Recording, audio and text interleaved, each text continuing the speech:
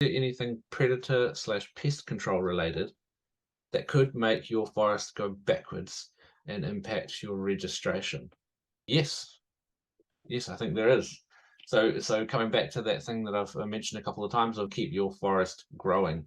So yeah, is what predators would you be looking out for in terms of actually having an impact on the growth of your forest? The biggest ones that spring to mind is like if you have a lot of possums in your forest, it's not going to grow as fast. And if you have palatable canopy species, can kill a lot of those canopy species and actually cause canopy collapse, which is pretty scary. And we're seeing that with a lot of our old growth forest at the moment. So possums, big one to keep on top of.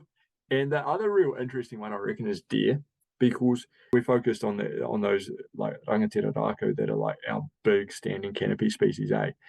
But the importance of that sub and mid canopy, it's really important because with species such as beech or rewa or kauri, for example, if they're not in place, it can actually let the wind in and not have the weight on the root systems so that we can see entire canopy collapse as well. They can fall over, create the wind holes, and then with those softer wooded species actually push the entire stand over. So deer control is massive on that side of things, particularly with those softer wooded species, I reckon, just because of that wood and keeping that weight on the roots to keep our big trees standing.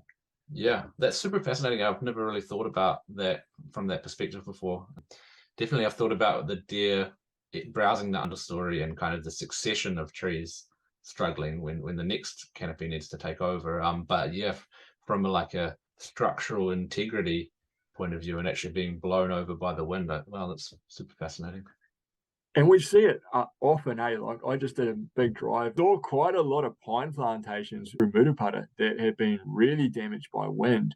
And that's just because they have that urban mid canopy because the wind can just get in there. And as soon as it gets a little keyhole in there, it just starts blowing everything over, you know?